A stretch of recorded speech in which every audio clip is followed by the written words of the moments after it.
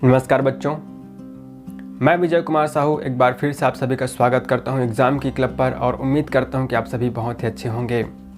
तो आज हम लोग बात करेंगे माध्यमिक शिक्षा मंडल रायपुर द्वारा जारी किया गया एक नोटिफिकेशन के बारे में। इस नोटिफिकेशन में आपके कटे हुए सिलेबस के बारे में बताया गया है, साथ ही साथ इंटरनल असेसमेंट के बारे में बताया गया है।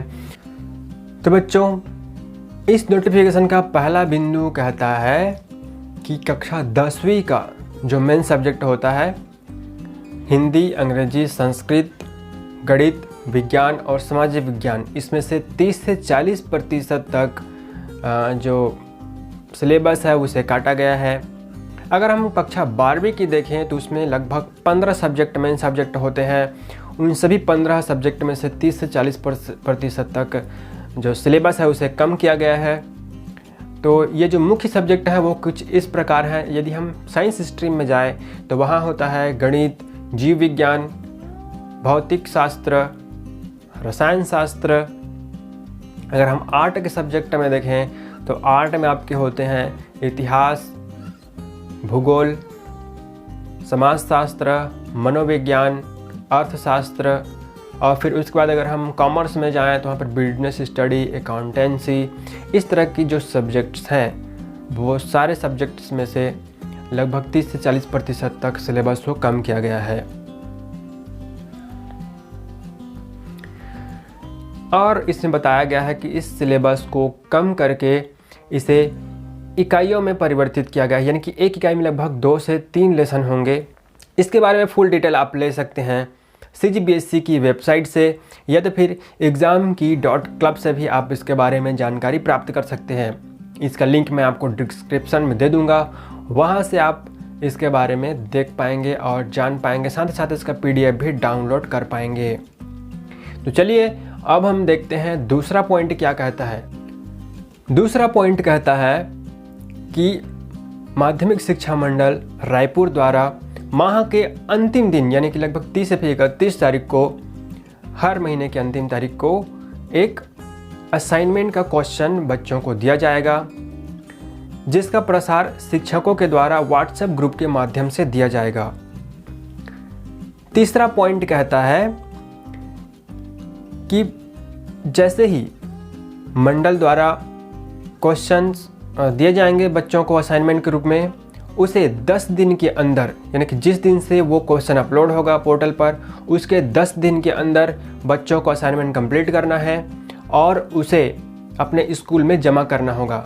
एक उदाहरण से देखते हैं। मान लीजिए कि 30 सितंबर को आपका असाइनमेंट क्वेश्चन आया, तो आपको 10 अक्टूबर तक उसे कंप्लीट करके अपने स्कूल में जमा करना होगा। उसके बाद 10 तारीख से 15 तारीख तक, यानी कि 5 दिन के अंदर आपके शिक्षक उस असाइनमेंट को मूल्यांकित करके उसका अंक पोर्टल पर प्रविष्ट करेंगे, यानी कि उसको डाला जाएगा वहाँ पर। चौथा पॉइंट कहता है कि जो भी असाइनमेंट होगा वो 20-20 नंबर का होगा, यानी कि प्रत्येक सब्जेक्ट 20 नंबर का होगा, और जिसे आपके विषय शिक्षक द्वारा आपके पास पहुँचाया जाएगा और उसे चेक करके, यानी कि मूल्यांकित करके उसे पोर्टल पर उसका अंक प्रविष्ट किया जाएगा। पांचवा पॉइंट कहता है कि विषय शिक्षकों द्वारा व्हाट्सएप ग्रुप के माध्यम से जितने भी कठिन अवधारणाएं होंगी, यानी कि जो चीज़ आपको समझ में नहीं आएगा, जो टॉपिक, उस टॉपिक को आपको अच्छे से समझाया जाएगा, और ये काम होगा आपके विषय शिक्षक का। तो आप बेझिझक होकर के जो भी क्वेश्चन आपको समझ में नहीं आता है, फिर जो भी टॉपिक जो भी पढ़ाया जाता है वो अगर आपको समझ में नहीं आता है तो आप उसे अपने शिक्षक से सलाह मशवरा करके उसे अच्छे से समझ सकते हैं, चाहे वो जितनी बार भी हो। छठवां पॉइंट कहता है कि यदि कोई बच्चा यदि कम नंबर लाता है, जो कि औसत से कम है, तो उसे अच्छे से और पढ़ाया जाएगा, और ये जिम्मेदारी होगी स्कूल की, यानी कि स्कूल स्तर पर विषय शिक्षक के माध्यम से उसे अच्छे से और समझाया जाएगा।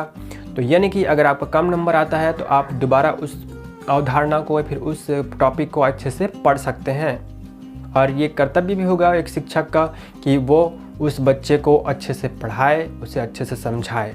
सातवां पॉइंट में बताया गया है कि जो 10वीं के 6 सब्जेक्ट हैं और 12वीं के 15 सब्जेक्ट हैं, उन्हें छोड़कर और भी यदि कोई सब्जेक्ट है, जैसे कि मान लीजिए कंप्यूटर है या तो फिर स्वास्थ्य से संबंधित जैसे कई आजकल सब्जेक्ट चलते हैं कई स्कूलों में, तो उन सभी का भी इकाई वार उन्हें बांटा जाना है माह के हिसाब से, और उनका असेसमेंट इस तरीके से किया जाना है स्कूल स्तर पर।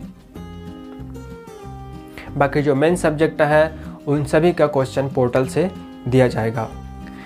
8वें पॉइंट पर बात की गई है परियोजना कार्य यानी कि प्रोजेक्ट पर। तो प्रोजेक्ट को दिसंबर महीने के अंत तक बना करके जमा करना है, उसका अंक प्रविष्ट किया जाना है। तो इस बारे में आप विशेष ध्यान रखेंगे कि जितना भी आपका प्रोजेक्ट है उसे आपको दिसंबर तक कंप्लीट करना है। 9वां पॉइंट में कहा गया है आपके प्रायोगिक कार्य के बारे में यानी कि प्रैक्टिकल के बारे में। इसमें कहा गया है कि प्रैक्टिकल तभी कराया जाएगा जब स्कूल खोला जाएगा, यानी कि जब शासन आदेश देगा स्कूल खोलने की, तब उसके बाद जब प्रयोग से संबंधित या फिर प्रैक्टिकल से संबंधित जितने भी कार्यवाही है वो सभी किए जाएंगे। तो ये हो गए कुल मिला के 9 पॉइंट, जिसमें आपको अब पता चल ही गया है कि आपको किस तरीके से आपकी जो 10वीं और 12वीं की जो असेसमेंट है वो होना है, किस तरीके से आपका सिलेबस रहेगा। अगर आप इसके बारे में अधिक जानकारी प्राप्त करना चाहते हैं तो आप examkey.club पर भी जाकर पूरी जानकारी प्राप्त कर सकते हैं। साथ ही साथ आप छत्तीसगढ़ माध्यमिक शिक्षा मंडल की ऑफिशियल वेबसाइट से भी जा कर के इसके बारे में पूरी जानकारी प्राप्त कर सकते हैं, जिसका लिंक मैं डिस्क्रिप्शन में दे दूँगा। वहाँ से आप इसका PDF भी डाउनलोड कर पाएंगे। साथ ही साथ इसे आप अच्छे से और देख सकते हैं वहाँ पर। और यदि आपको समझ नहीं आता है तो आप मुझे कमेंट कीजिए, मैं आपके लिए एक और सेपरेट वीडियो बना दूंगा इसके विषय में। अगर आप मेरे चैनल में नए हैं तो आप मेरे चैनल को सब्सक्राइब कीजिए और बेल आइकन को ज़रूर ऑन कर लीजिए। साथ ही साथ यदि आपको ये वीडियो अच्छा लगे तो आप इस वीडियो को लाइक कीजिए और अपने दोस्तों के साथ शेयर कीजिए। धन्यवाद।